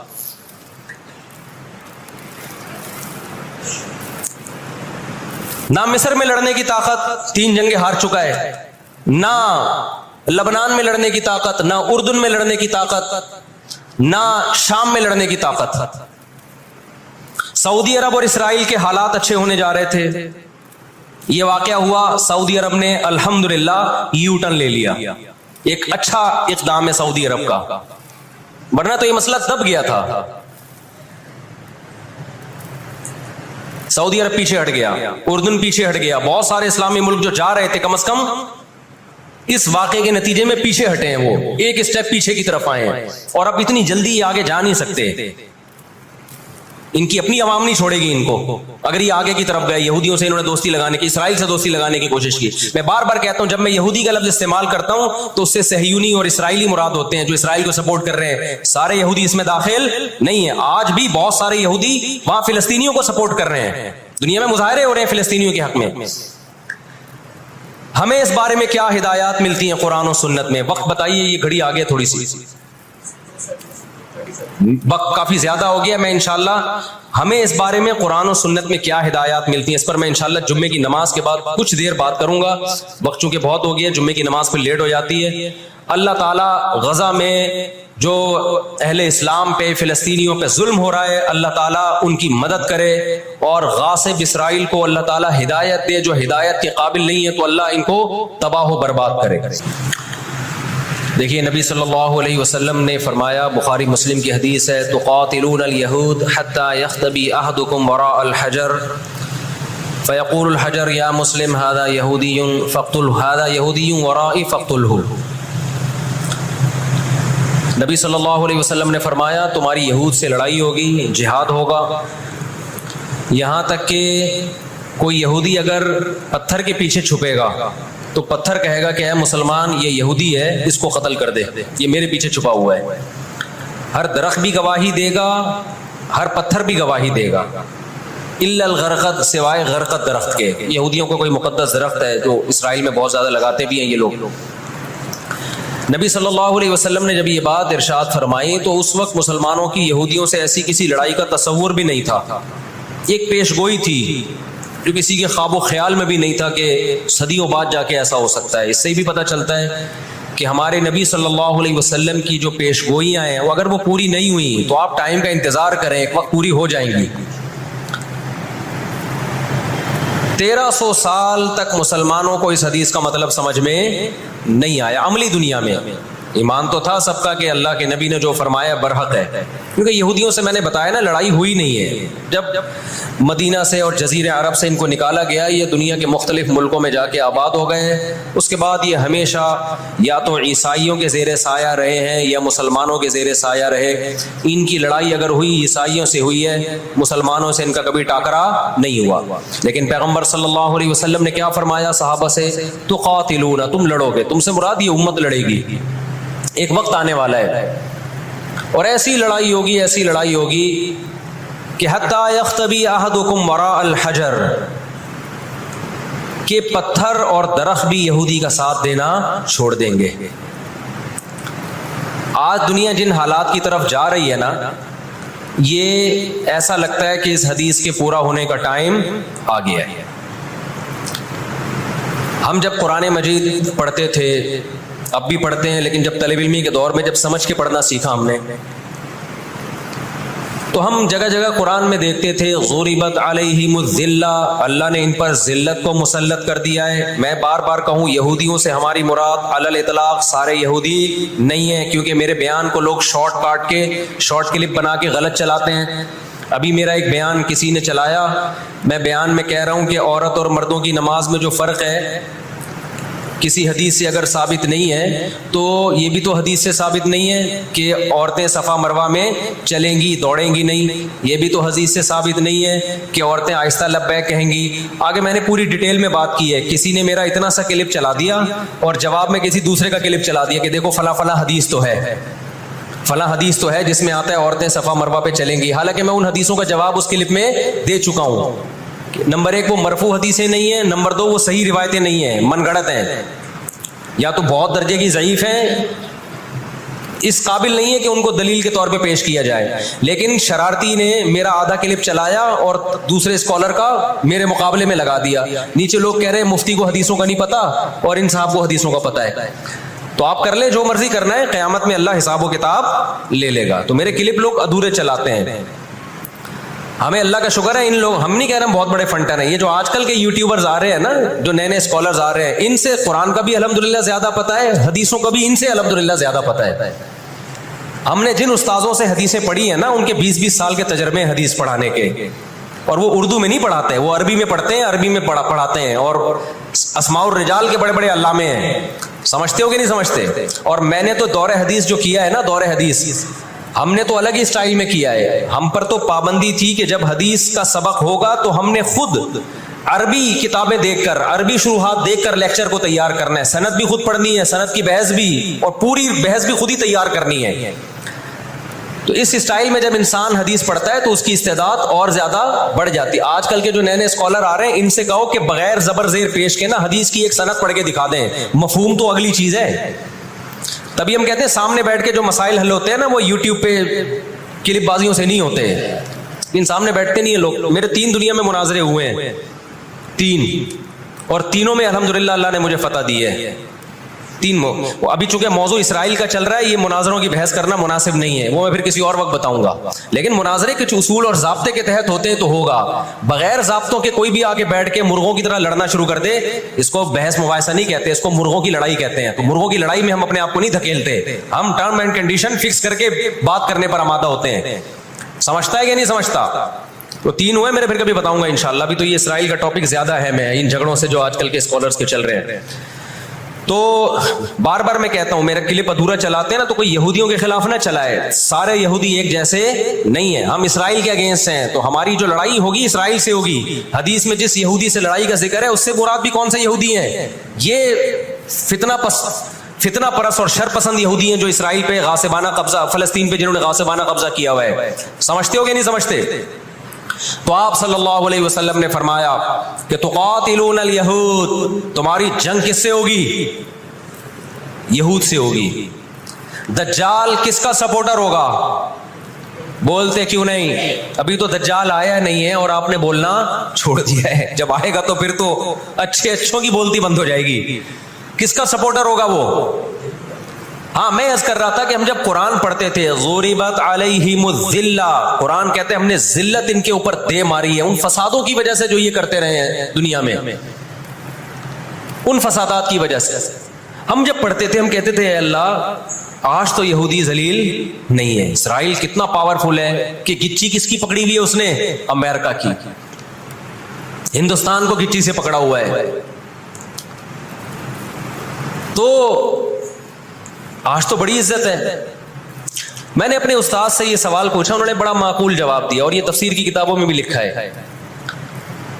دیکھیں آپ یہودیوں کی ہسٹری اٹھا کے دیکھیں نا، ہمیشہ کوئی نہ کوئی ایسا ان پر مسلط ہوا ہے جنہوں نے ان کی شرارتوں کا مزہ ان کو دنیا میں چکھایا ہے. قرآن سے بھی یہ بات ثابت ہے کہ ان کو ان کی شرارتوں کا مزہ، عذاب جو ہے وہ دنیا میں ملتا رہے گا. میں بار بار کہتا ہوں ہٹلر نے بھی ان کو عذاب دیا ہے. ہٹلر سے پہلے بھی اسلامی نہیں بلکہ دنیا کی تاریخ میں بہت سے ہٹلر گزر چکے ہیں جنہوں نے ان کی شرارتوں کی ان کو دنیا میں سزا دی ہے. ہم پھر بھی بتائیں ہم ہٹلر کے حامی نہیں ہیں جو ظلم اس نے کیا، لیکن وہ بھی ان کی شرارتوں سے بیزار تھا. قرآن کہہ رہے ہم نے ان پر ذلت کو دے مارا ہے, دنیا میں بہت دفعہ رسوا ہوئے یہ. اب کیا ہے, یہ آخری ذلت ہے یہودیوں کی, جو اب کس کے ہاتھوں ہونے والی ہے؟ فلسطینیوں کے ہاتھوں. آپ کو معلوم ہونا چاہیے جب دنیا میں کسی کو بہت زیادہ ذلیل کیا جاتا ہے نا, تو پہلے اس کو عزت دی جاتی ہے. کسی کے گلے میں آپ جوتوں کا ہار پہنا دو, یہ بھی ایک ذلت ہے. اور ایک طریقہ یہ 3 پیس سوٹ ٹائی میں آپ اس کو صدارت کی کرسی پہ بٹھائیں اور پھر آپ اس کو جوتوں کا ہار پہنا دیں. بتاؤ کون سی بڑی ذلت ہے؟ یہ دوسری ذلت پہلی ذلت سے بڑی ہے. پوری دنیا میں مار کھانے کے بعد نا اپنی شرارتوں کی وجہ سے آج اللہ نے ان کو ایک تھوڑی سی حکومت دی ہے. ایک چھوٹا سا کنٹری, آپ اگر اسرائیل کو نقشے میں دیکھیں گے تو کراچی بھی بڑا ہے اسرائیل سے.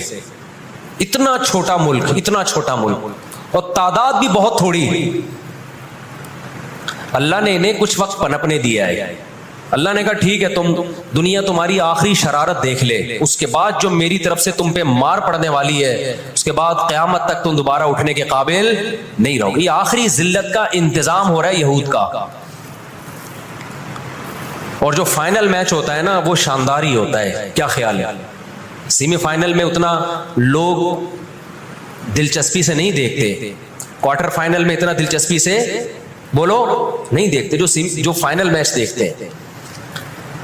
اللہ نے ان کا ظلم پوری دنیا کے سامنے نمایا. آج جو غزہ پہ جو کچھ ہو رہا ہے پوری دنیا کے سامنے اللہ نے دکھا دیا. ایک منٹ رکھیں, پوری دنیا کو دکھایا نا اللہ نے کیا کر رہے ہیں, یہ کس طرح سے اسرائیل میں لوگوں کو لا کے آباد کیا, فلسطین میں, پھر فلسطینیوں پہ اقوام متحدہ کی 60 سے زیادہ قراردادیں ہیں جس کی اسرائیل دھجیاں اڑا چکا ہے. 60 سے زیادہ قراردادیں, 60 سے زیادہ, جس کو اسرائیل نے ماننے سے انکار کیا ہے. یونائٹڈ نیشن کی بات کر رہا ہوں میں. تو اللہ تعالیٰ ان کو تھوڑا سا پنپنے دے رہے ہیں کہ ٹھیک ہے اس دفعہ سیمی فائنل تم جیت لو, فائنل تک تو پہنچو نا تم, اس کے بعد ہوگا کیا. دیکھو آپ نے سنا ہوگا کہ لاتوں کے بت ہاتھوں سے نہیں مانتے. یہ جو اسرائیل جو کچھ کر رہا ہے نا, اس کا اصل حل مجھے بھی پتا ہے مظاہروں میں نہیں ہے. اس کا اصل حل ہے جہاد. اس کا اصل حل کیا ہے؟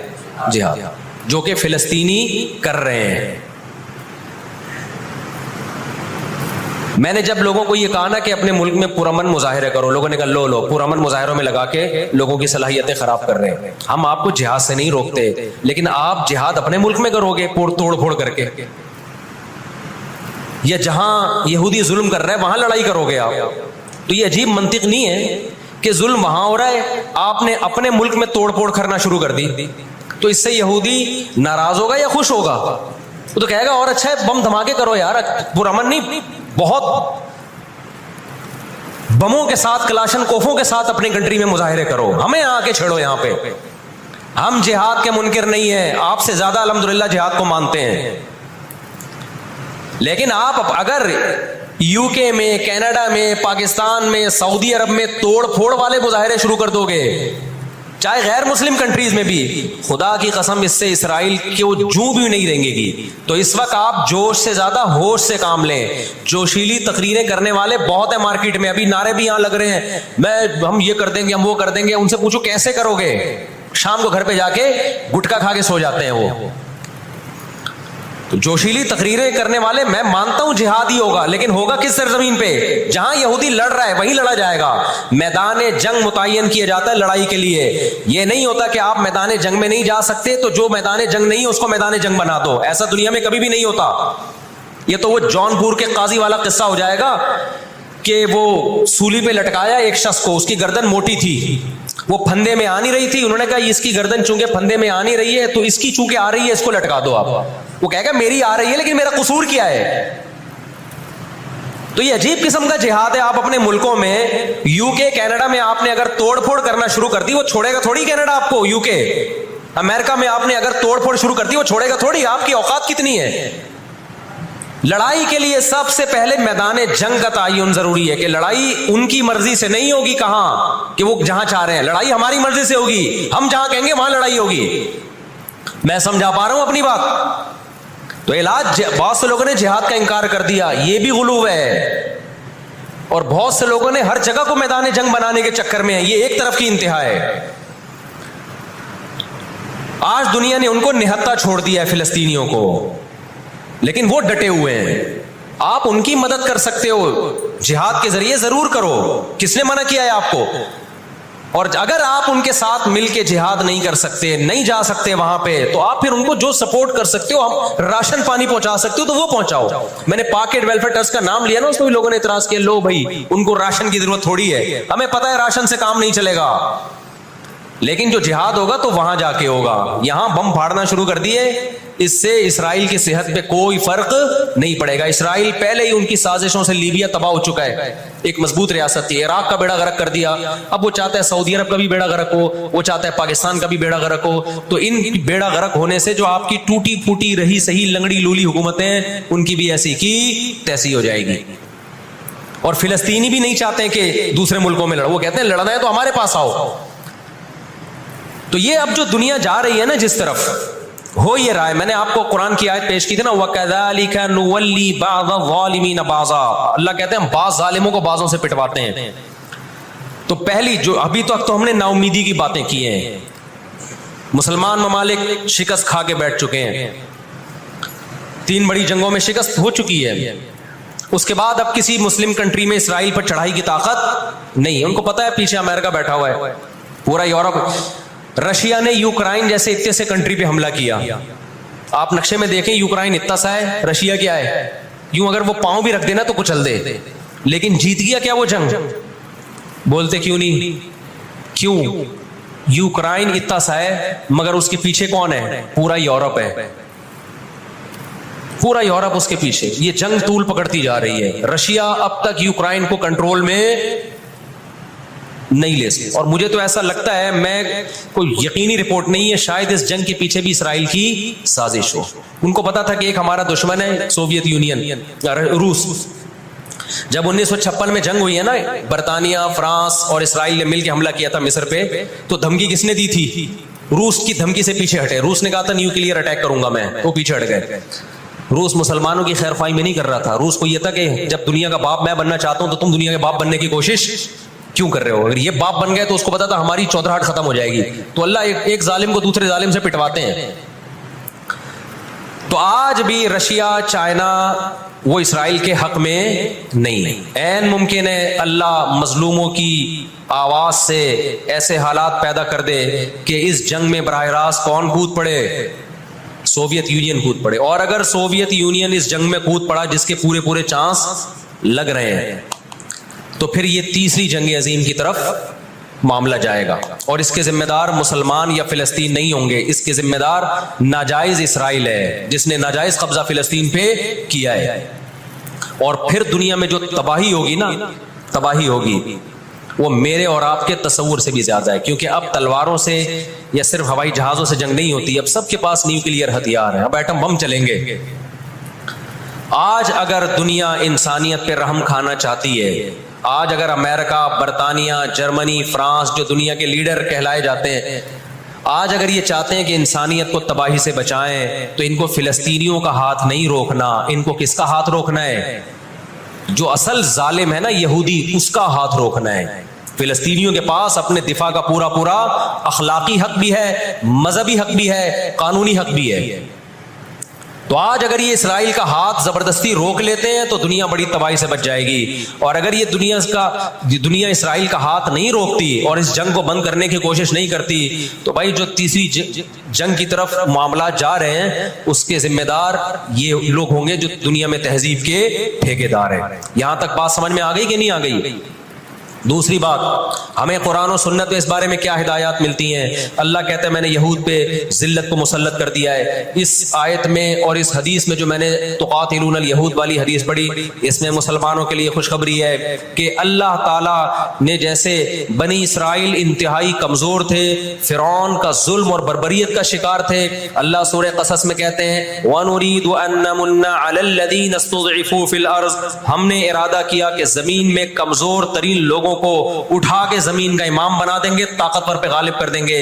بہت دفعہ ایسا ہوا ہے, کم من فئۃ قلیلۃ غلبت فئۃ کثیرۃ باذن اللہ. اللہ کہتے ہیں دنیا کے نقشوں میں جو غالب ہوتا ہے, جس کی فتح اسباب کی دنیا میں یقینی ہوتی ہے, میں بہت تھوڑی سی جماعت کو طاقتور بنا کے دنیا کا امام بنا دیتا ہوں. ہمیں اللہ کی رحمت سے اور قرآن اور حدیث کی جو بشارتیں مل رہی ہیں اس سے پوری پوری امید ہے کہ انشاءاللہ یہ جو ابھی حالات ہوئے ہیں یہ فلسطین کی شکست پہ منتج نہیں ہوں گے.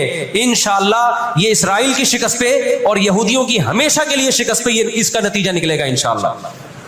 اور نبی صلی اللہ علیہ وسلم کی وہ حدیث پوری ہوگی کہ تمہاری جو بڑی جنگ ہوگی, نبی نے کیا فرمایا, اس امت کی ایک جماعت ہمیشہ جہاد کرتی رہے گی. لا یزال طائفۃ من امتی ظاہرین علی الحق. ہر دور میں لڑائی ہوئی ہے, جہاد ہوا ہے. آپ اس ہسٹری اٹھا کے دیکھ, کہیں نہ کہیں جہاد ہمیشہ ہوتا رہا ہے. تو آج بھی ایسا ہوگا. اور بالآخر یہ معاملات اگر بین الاقوامی دنیا نے کنٹرول نہیں کیے تو نبی صلی اللہ علیہ وسلم کی پیش گوئیاں انشاءاللہ بہت جلد پوری ہونے والی ہیں. اور یہ جو ان کو عزت ملی ہے نا, یہ اصل میں بہت بڑی ذلت کی تمہید ہے. جب کسی کی بہت بڑی بےزتی کرنی ہوتی ہے تو اس کو پہلے بہت زیادہ عزت دینی پڑتی ہے. میں اکثر ایک واقعہ سناتا ہوں. ایک آدمی گیا کسی محلے میں, آ کے کہنے لگا اللہ کا شکر ہے اس علاقے میں میری عزت نہیں ہے. لوگوں نے اس میں شکر ادا کرنے کی کیا بات ہے. اس نے کہا اگر عزت ہوتی تو آج میری بہت زیادہ بےزتی ہو جانی تھی. آج میں نے ایسا کام کیا کہ میری بہت زیادہ بےزتی ہو جاتی. تو یہ ایک بہت بڑی ذلت کا پیش خیمائی. ہماری ذمہ داری ہے کہ ہم ان کے لیے دعا بھی کریں, اپنے ملک میں ہم پرامن احتجاج بھی کریں. غیر مسلم ریاستوں میں بھی احتجاج کی اجازت ہے, یہاں ہم نے پرامن ہی کرنا ہے. یہاں توڑ پھوڑ سے کوئی فائدہ ہونے والا نہیں ہے. جوش میں ہوش نہ چھوڑ دیں آپ. یو کے میں پابندی لگائی کہ آپ فلسطینیوں کا جھنڈا نہیں لہرا سکتے. لوگوں نے لہرانا شروع کر دیا, اس کا نتیجہ کیا نکلا, فلسطین آزاد ہو گیا. اس سے جنہوں نے لہرایا ان کو گورنمنٹ اٹھا کے لے گئی. تو تھوڑے بہت لوگ جو کچھ غیرت جن میں تھی وہ بھی اپنے آپ کو ہاتھ پاؤں کٹوا رہے ہیں اگر, تو فلسطینیوں کے لیے پھر احتجاج کرنے والا, آواز اٹھانے والا دنیا میں کون ہوگا؟ تو جو میدان جنگ ہے وہی میدان جنگ ہے, اور جو میدان جنگ نہیں ہے اس کو میدان جنگ بنانے کی کوشش نہ کرو. یہودی چاہتا ہے پوری دنیا میدان جنگ بن جائے, اسرائیل میں امن ہو جائے تاکہ میں بادشاہی کروں دنیا پہ. ہم چاہتے ہیں نہ, جو میدان جنگ آپ نے جس جگہ کو رکھا ہے ہم جنگ وہاں سے ہٹنے نہیں دیں گے. وہیں میدان جنگ ہوگا, وہی جگہ میدان جنگ بنے گی. اور آپ نے اپنی حکومتوں پہ دباؤ ڈالنا ہے, حکومتوں پہ پریشر. دیکھو اردن میں جب احتجاج ہوا ہے, اردن کا بادشاہ نے آ کے اسرائیل کے خلاف بیان دیا ہے. لوگ سمجھتے ہیں ان احتجاجوں سے کیا ہوگا, ان پرامن مظاہروں سے کیا ہوگا. ایسا نہیں ہے. ان پرامن مظاہروں سے حکومتوں پہ دباؤ پڑتا ہے. آپ جو کر سکتے ہیں وہ تو کریں نا, آپ جو کر سکتے ہیں وہ تو کریں. اور احتجاج اور مظاہروں کی کال سیاسی جماعتیں دیتی ہیں, مفتیان کرام نہیں دیتے. لوگ مجھے کہہ رہے ہیں آپ بلاؤ احتجاج کا دھرنا, ہم آئیں گے. مجھے پتہ ہے 4 آدمی بھی نہیں آئیں گے, 4 آدمی بھی نہیں آئیں گے ہمارے دھرنے پہ. یہ سیاسی جماعتوں کا کام, اور سیاسی جماعتیں بھی کر رہی ہیں, لیکن اور زیادہ کرنا چاہیے. حکومتوں کے کام ہوتے ہیں. سیاسی سطح پہ جو احتجاج جب گورنمنٹ لیول پہ ہوتا ہے وہ پاورفل احتجاج ہوتا ہے اس کا اور حکومتیں احتجاج جب کرتی ہیں جب ان کو پبلک کا ڈر ہوتا ہے. تو آپ سوشل میڈیا پہ, فیس بک پہ آپ احتجاج کے ذریعے دنیا کو دکھاؤ ہم فلسطینیوں کے ساتھ ہیں. اس سے فلسطینیوں کو بھی سکون ملے گا کہ دنیا نے ہمیں یتیم اور لاوارث نہیں چھوڑا. اب یہ غزہ کا واقعہ ہونے سے پہلے دنیا نے ان کو بالکل لاوارث چھوڑ دیا تھا. ساری دنیا اسرائیل سے, ہمارے ملک میں اسرائیل کو تسلیم کرنے اور اتحاد کی باتیں شروع ہو گئی تھی. اس جنگ کے بہت زیادہ نقصانات ہوئے ہیں, لیکن اس کا ایک فائدہ بھی یہ ہوا ہے کہ اسرائیل کا ایشو دوبارہ دنیا میں کھڑا ہو گیا ہے. اب اتنا آسان نہیں ہے اسرائیل کو تسلیم کرنا. تو ہم اللہ سے دعا کرتے ہیں کہ اے اللہ ہمارے ان مظلوم بھائیوں کی مدد فرما, اور جو بھی ظالم ہیں ان کو ہدایت دے, جو ہدایت کے قابل نہیں ہے اللہ ان کو تباہ و برباد کرے. علماء نے یہ بھی کہا ہے کہ فجر کی نماز میں جو غاصب یہودی ہیں, اسرائیلی ہیں, ان کے خلاف قنوت نازلہ کا بھی اہتمام کرنا چاہیے. تو اس کا بھی موقع ملے تو قنوت نازلہ پڑھنی چاہیے. قنوت نازلہ نبی صلی اللہ علیہ وسلم کی سنت ہے کہ جب کفر کا ظلم بڑھتا تھا تو آپ صلی اللہ علیہ وسلم فجر میں بد دعا کیا کرتے تھے فجر کی نماز میں ان کے لیے. تو اسلام جہاں دعائیں سکھاتا ہے ظالموں کے خلاف بد دعائیں بھی سکھاتا ہے. اللہ تعالیٰ سمجھنے کی عمل کی توفیق. کیا ہم اپنی بلیوں کو न्यूटर यानी ना मुजक्कर ना मुअन्नस करवा सकते हैं, इसमें गुनाह तो नहीं होगा? नहीं, कोई गुनाह नहीं, करवा लें आप। कहते हैं कि अल्लाह ताला अपने हुकूक माफ कर देता है, मगर बंदों को हुकूक जब तक वो माफ ना करे तो माफ नहीं होते। तो अगर मैं पक्की तौबा कर लूं, मगर माजी में जो बंदों के हुकूक तलफ किए और वो बंदे दुनिया से चले गए या इनका पता ही ना होता, इस सूरत में मेरी तौबा का क्या होगा? देखें, जो हुकूक उनके थे, पैसों का लेन देन था, वो पैसे देने पड़ेंगे। अगर वो दुनिया से चले गए तो वो पैसे उनके वारिसीन को दें, जितनी गुंजाइश है वो करें आप।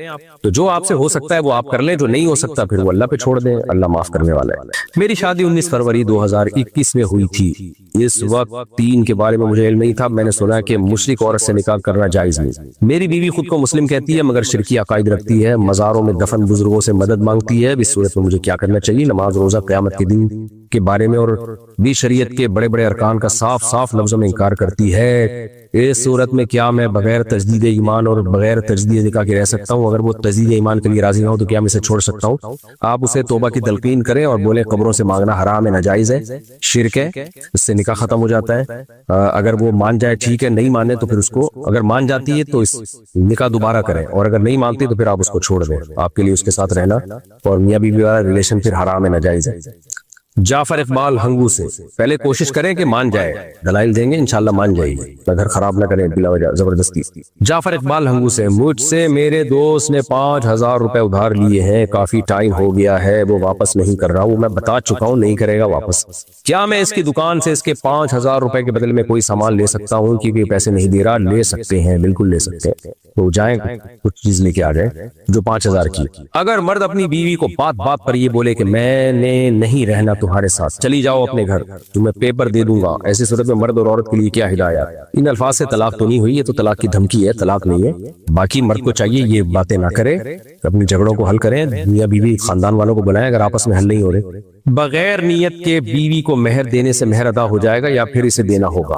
बगैर नियत के भी मेहर अदा नहीं होता और बीवी को बताए बगैर देने से भी अदा नहीं होगा। आप बताएंगे कि मेहर की रकम दे रहा हूं और वो एज ए मेहर एक्सेप्ट करेगी तो वो अदा होगा, वरना तो हर आदमी बीवी को जेब खर्ची तो दे रहा होता है। मरने से पहले बोले कि बेगम मैंने जितनी पॉकेट मनी दी थी वो सारा मेहर हो गया। बेगम बोलेगी हम तो मेहर समझ के नहीं लेते रहे उसको।